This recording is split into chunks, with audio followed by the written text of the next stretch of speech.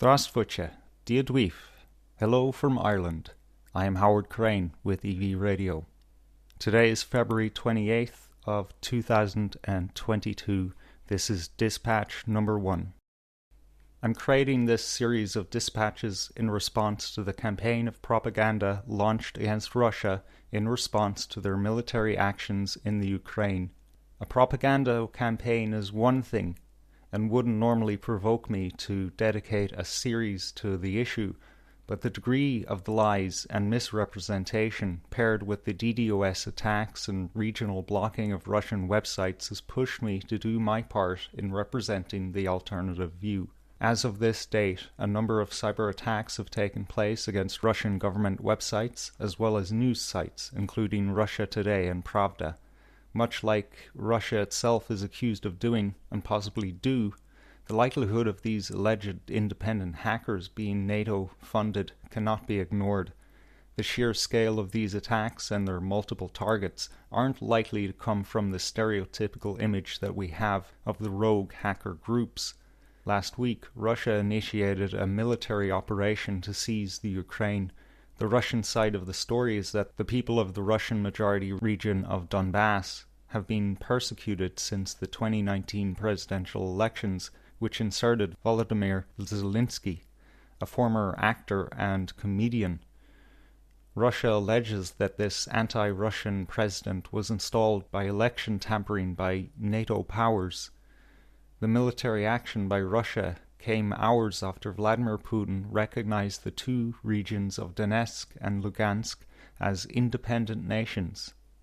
If we take for granted that the people of Donbass have been genuinely persecuted by a NATO-friendly government, are the actions of Russia justified? This is a question we're not allowed to ask in the West, while most of us are completely blind to the possibility that Russia's actions could have a justification.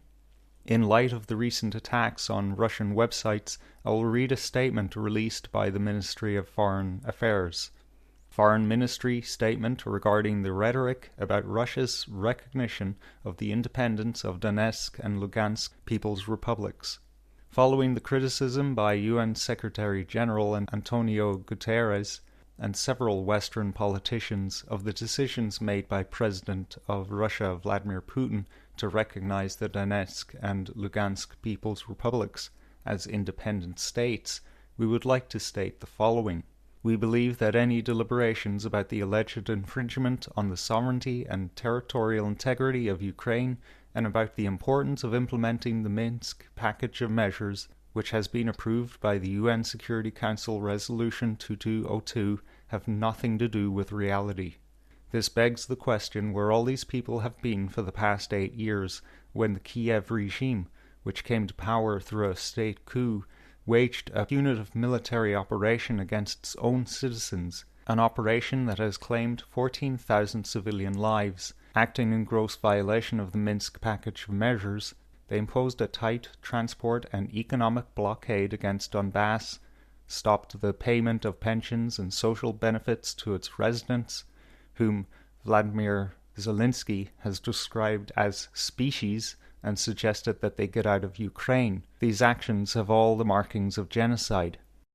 All these years, the UN Secretary-General should have demanded that Kiev implement the Minsk agreements, primarily by developing a direct dialogue with Donetsk and Lugansk, which is clearly set out in the Minsk package of measures and UN Security Council Resolution 2202.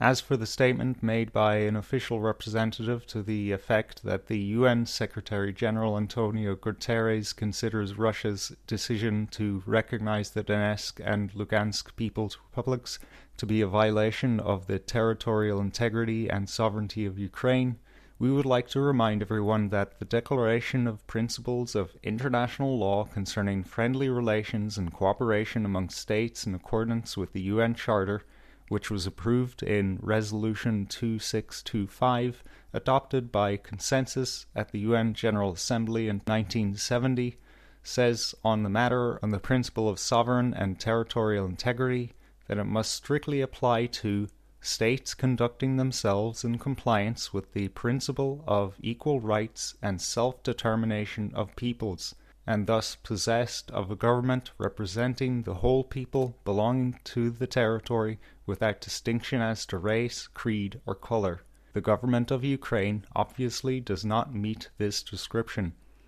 We strongly urge the UN Secretary-General and his personnel to strictly comply with the principles that have been unanimously approved by the UN General Assembly. The days that followed the release of this statement, Russia seized control of several areas in the Ukraine as well as the capital Kiev. Western media is reporting thousands of casualties and Russian sources are reporting very few casualties. It's clear that there are three versions of reality here: the NATO version, Russia's version, and the actual reality. None of us are omnipresent, and both sides of this conflict are definitely biased to influence the public perception of events, so the truth must lie somewhere in between. If you're viewing this as opposed to listening, see the visual aids on screen now.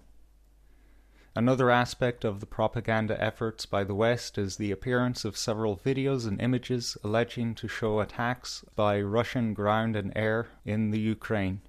Many of these are taken from movies or conflicts in other parts of the world from years past. One fake image in particular was shown on Fox News with the title beginning to say, "Ukrainian civilians take up." Presumably the rest of the ticker would say something like, "Arms against Russia." What's peculiar about this footage is that it depicts two men holding cardboard cutouts of assault rifles. On the day of this dispatch, Western media is inciting its citizens to hysteria by claiming Putin has activated some kind of nuclear deterrent or other. But later in the day, these headlines and articles have been altered to remove all mention of anything nuclear. Given the alarming degree of censorship of people by Western social media in response to the events of the past week, this series and possibly this YouTube channel will not be here forever.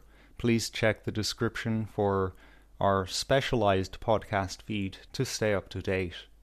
I have been Howard Crane with EV Radio. David Zenya, Slán Leat, goodbye.